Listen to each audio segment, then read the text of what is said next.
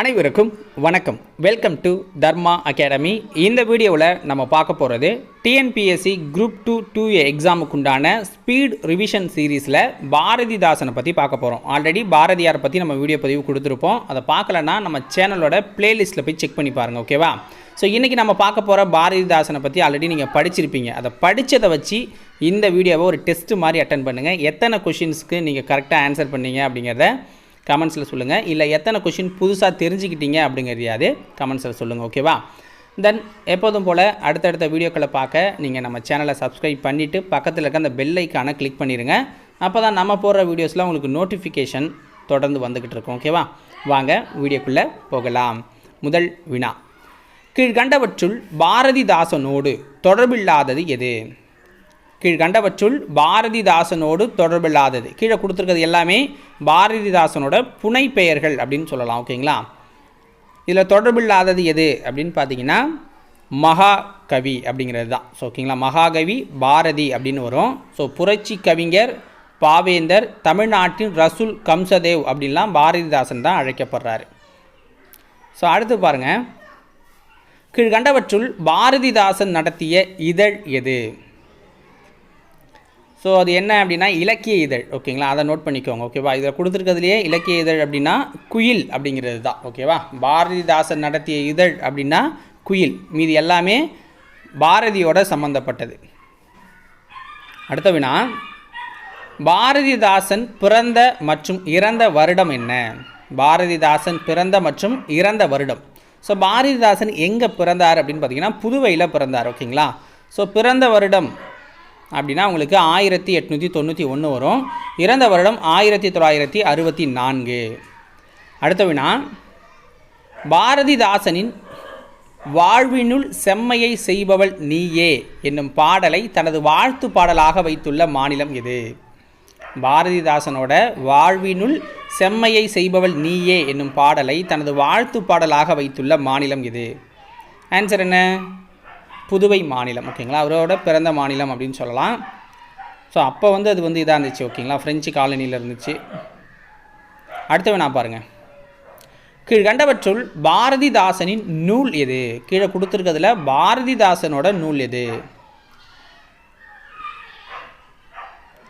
Answer இருண்ட வீடு அப்படிங்கிறது தான் பாரதிதாசனோட நூல். ஸோ இந்த நூலோட சிறப்பு என்ன, அது எதை பற்றி பேசுது அப்படிங்கிறத அடுத்தடுத்த வினாக்களில் நீங்கள் பார்க்க போகிறீங்க, ஓகேவா?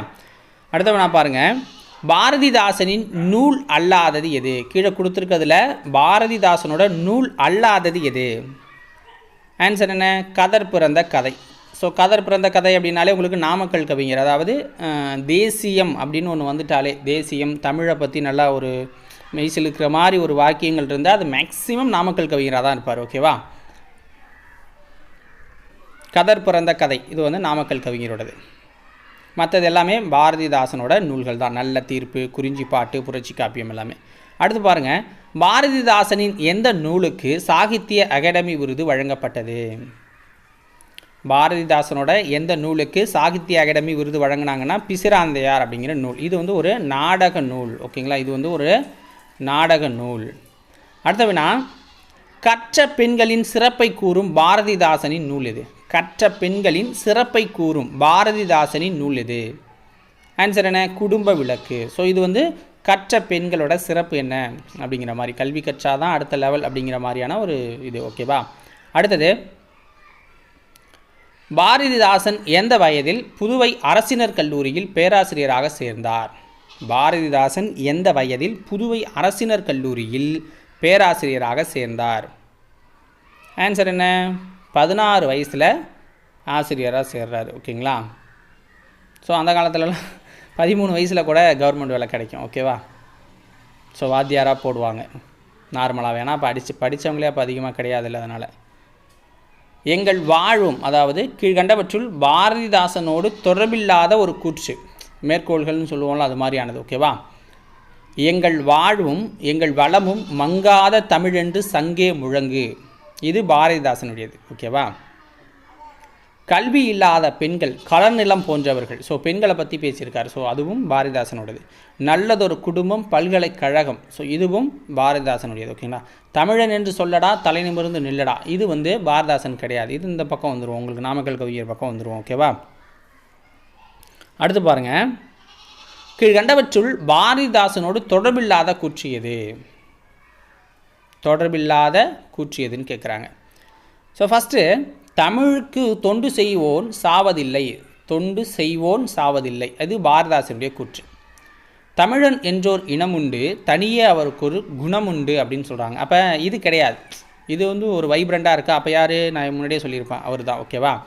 அடுத்து பாருங்கள், மங்கை ஒருத்தி தரும் சுகம், அதாவது மங்கையால், அதாவது ஒரு பெண்ணால் கிடைக்கிற ஒரு சுகத்தை விட தமிழால் கிடைக்கிறது அதிகம். புரியுதா. மங்கை ஒருத்தி தரும் சுகம் எங்கள் மாத்தமிழுக்கு ஈடு இல்லை அப்படின்னு சொல்லியிருக்காரு. அப்போ இதுவும் பாரதிதாசன் தான். ஓகேவா.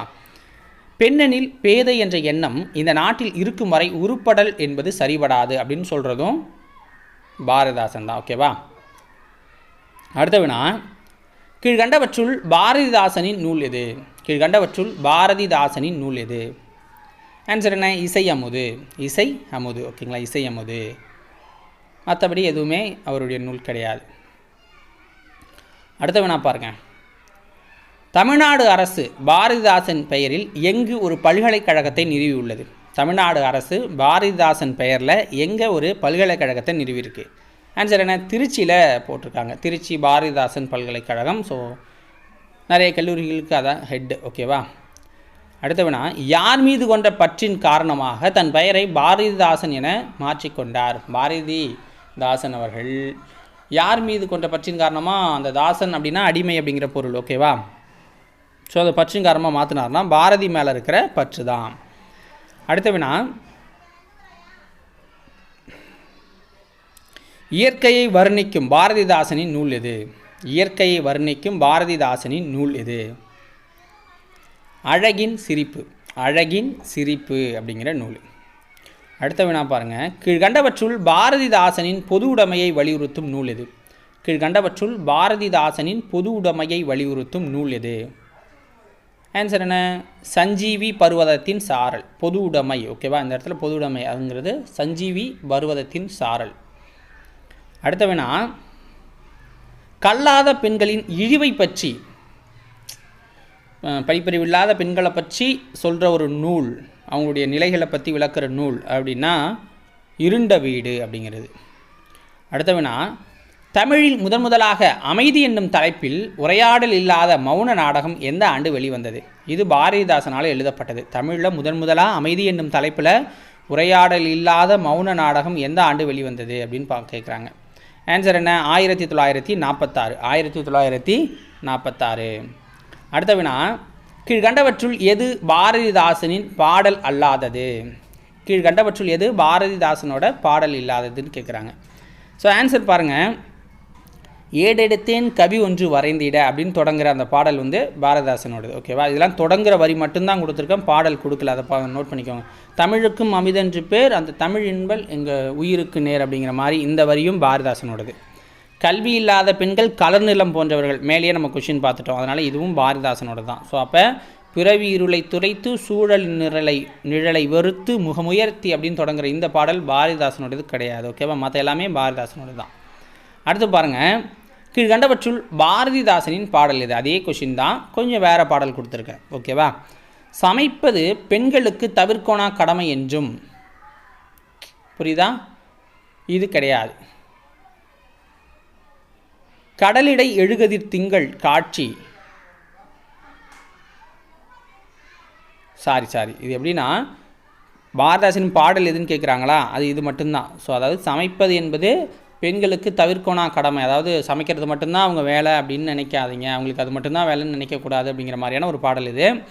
மற்றபடி இருக்கிறது எல்லாமே வேற ஒருத்தருடைய பாடல். ஓகேங்களா. கடலிடை எழுகதிர் திங்கள் காட்சி, மாற்றம் என்பது மானிட தத்துவம், இதெல்லாம் இவருடையது. யார்? கண்ணதாசனுடையது.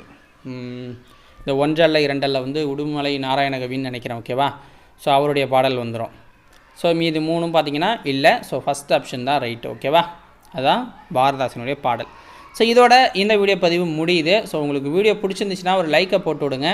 தென் எப்போதும் போல் சேனலை சப்ஸ்கிரைப் பண்ணி வச்சுக்கோங்க. அப்போ தான் அடுத்தடுத்த தலைவர்களுடைய டெஸ்ட்டை வந்து நீங்கள் தொடர்ந்து பார்க்கலாம். நன்றி, வணக்கம்.